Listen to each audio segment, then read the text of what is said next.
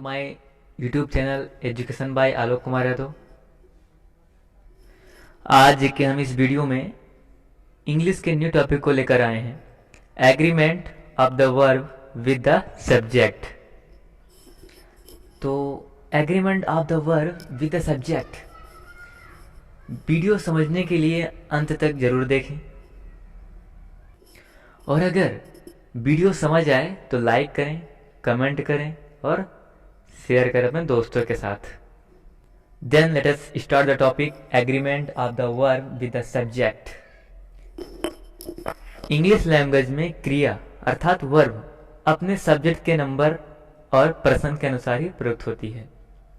तो हमें इसमें यही पढ़ना है कि वर्ब और पर्सन का यूज करना है इसमें। Agreement of the verb with the subject. Rule number 1, जैसे वर्ब का पर्सन और नंबर वही होता है जो उसके सब्जेक्ट का होता है। सब्जेक्ट यदि एक वचन का है तो वर्ब भी एक वचन का होगा, और यदि सब्जेक्ट बहुवचन का होता है तो उसका वर्ब भी बहुवचन का होगा। तो यहाँ हम इसके एग्जाम्पल के द्वारा समझते हैं। The first example is, Satish गेंद से खेल रहा है। सतीश गेंद से खेल रहा है। तो यहां देखते हैं कि सब्जेक्ट सिंगुलर सब्जेक्ट है, सब्जेक्ट सिंगुलर सब्जेक्ट है, तो नियम के अनुसार वर्ब भी एक वचन की आएगी, अर्थात सिंगुलर वर्ब भी आएगा। Satish is playing with A ball. Satish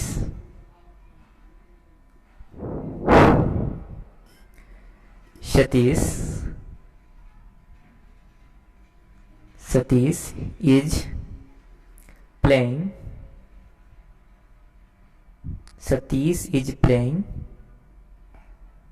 with a ball। Satish is playing with a ball. और यदि सब्जेक्ट प्लूरल सब्जेक्ट होता तो वर्ब भी प्लूरल का ही लगता। तो अब हम बढ़ते हैं दूसरे नियम की तरफ। And the next rule is, जब दो या दो से अधिक सब्जेक्ट एंड से जुड़े हों तो उनकी क्रिया भी बहुवचन में होती है, अर्थात सब्जेक्ट बहुवचन हो जाएगा तो वर्ब भी बहुवचन हो जाएगा। Then the second example is, जैसे तुम और मैं सब घनिष्ठ मित्र हैं। तुम और मैं सब घनिष्ठ मित्र हैं।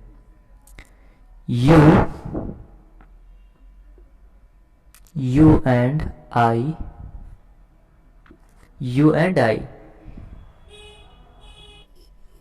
यहां पे क्या लगेगा, are best friend. Best friend, you and I are all best friends। यदि सब्जेक्ट एंड से जुड़े हों और वो सब्जेक्ट एक ही व्यक्ति अथवा वस्तु को प्रकट करते हों तो उनकी क्रिया एक वचन में आती है, और सब्जेक्ट के पहले आर्टिकल का यूज करते हैं, जैसे द, एन या ए। यहाँ कहने का तात्पर्य यह है कि दो सब्जेक्ट होंगे और एंड से जुड़े होंगे और वो सब्जेक्ट एक ही व्यक्ति अथवा वस्तु की तरफ इशारा करते हैं। तो एग्जाम्पल से समझते हैं हम। जैसे इस स्कूल के प्रधानाचार्य और मैनेजर यहाँ आ रहे हैं। तो यहाँ देखते हैं कि स्कूल के प्रधानाचार्य और मैनेजर कोई दो सब्जेक्ट हैं, प्रधानाचार्य और मैनेजर। इस वाक्य को हम दो तरीकों से बना सकते हैं। पहले में क्या करेंगे कि हम यहाँ मान लें कि इस स्कूल के प्रधानाचार्य और मैनेजर यहाँ आ रहे हैं। तो हम पहले वाक्य में ये माने कि प्रधानाचार्य और मैनेजर एक ही हैं। प्रधानाचार्य और मैनेजर एक ही हैं।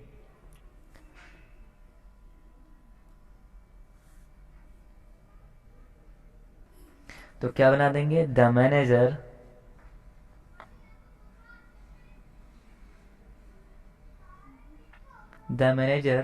And principal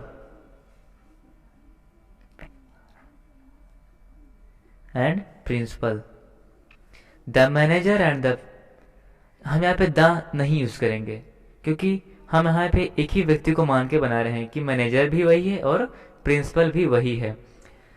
the manager and principal of this school, इस स्कूल के प्रधानाचार्य और manager, the manager and principal of this school is coming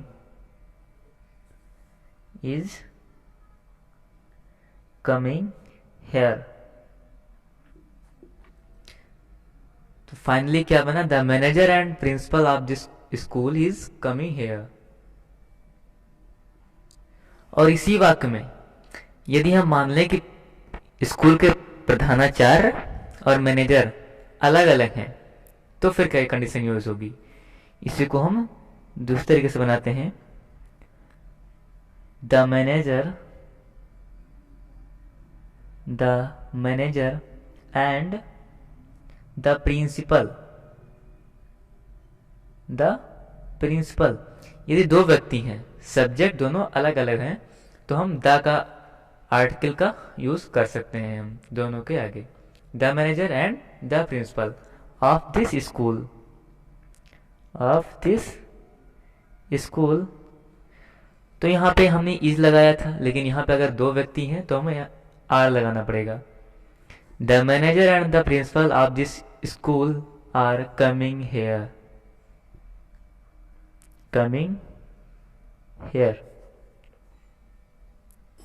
okay, तो पहला वाक्य क्या बना? The manager and principal of this school is coming here, and दूसरा the manager and the principal of this school are coming here. तो हमें लगता है कि आप अंतर समझ गए होंगे। नेक्स्ट की तरफ बढ़ते हैं। नियम 4,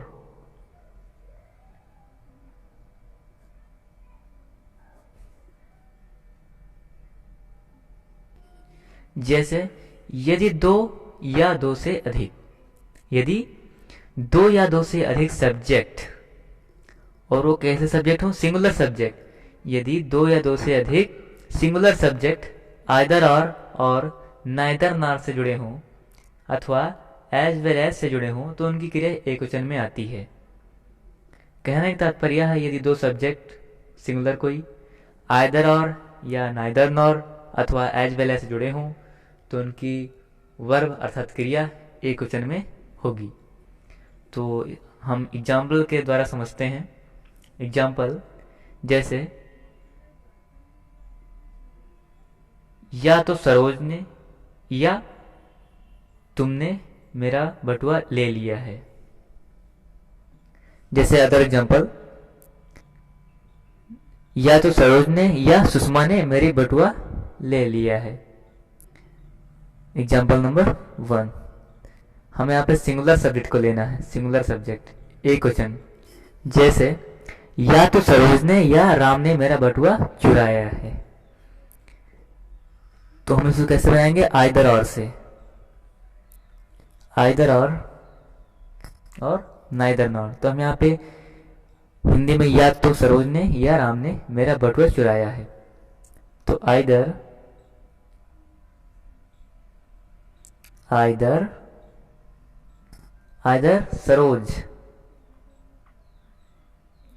सरोज और राम, आइदर सरोज और राम। अब देखते हैं टेंस कौन सा है? चुराया है अर्थात प्रेजेंट परफेक्ट टेंस है ये। तो आइदर सरोज और राम। अब यहाँ पे क्रिया कौन सी लगेगी? एक वचन की, तो उनकी क्रिया एक वचन में आती है। तो यहाँ पे हम क्या प्रयोग करेंगे? हैज। आइदर सरोज और राम हैज स्टोलन। स्टोलन के यहाँ पे क्योंकि चुराना, चुराना का फर्स्ट फॉर्म होता है steal and third form stolen. तो आइदर सरोज और Ram has stolen my purse. यहाँ पे किसी एक ने चुराया है, या तो सरोज ने या राम ने, दोनों की बात नहीं हो रही है, किसी एक ने, या तो सरोज ने या फिर राम ने बटुआ चुराया है। And then next rule number 5, यदि आइदर और नाइदर नॉर से जुड़े हुए सब्जेक्ट यदि भिन्न भिन्न नंबर के हैं तो क्रिया बाद वाले सब्जेक्ट के अनुसार प्रयोग करते हैं। जैसे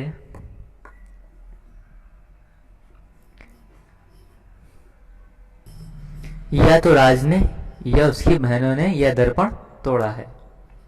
या तो राज ने या उसकी बहनों ने यह दर्पण तोड़ा है।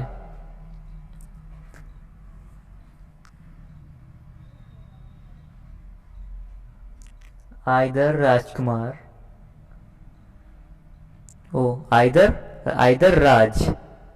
आइदर राज और उसकी बहनों ने हिज सिस्टर आइदर राज और हिज सिस्टर्स। अब इसमें देखते हैं कि हमने लिखा है कि भिन्न भिन्न नंबर के होते हैं तो क्रिया बाद वाले कर्ता के अनुसार आती है।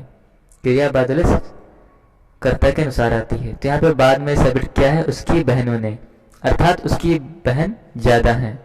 तो यहाँ पे क्या प्रयोग करेंगे, देखते हैं टेंस कैसा है। टेंस है प्रेजेंट परफेक्ट टेंस। तो यहाँ पे उसमें क्या लगता है, हैज, हैव और वर्ब की थर्ड फॉर्म। तो यहाँ पे प्रयोग करेंगे हम हैव और वर्ब की थर्ड फॉर्म। तोड़ना क्या हो गया, ब्रेक, लेकिन यहाँ पे थर्ड फॉर्म ब्रोकन, BROKEN। दर्पण का mirror, this mirror. Okay, clear. इस वीडियो में हमने agreement of the verb with subject के 5 नियम पढ़े और आशा करता हूँ कि आपको यह वीडियो समझ आया होगा और इसके आगे का नियम अगले वीडियो में प्रोवाइड कराया जाएगा। तो इसका अगला पार्ट आप हमारे नेक्स्ट वीडियो में आपको मिलेगा।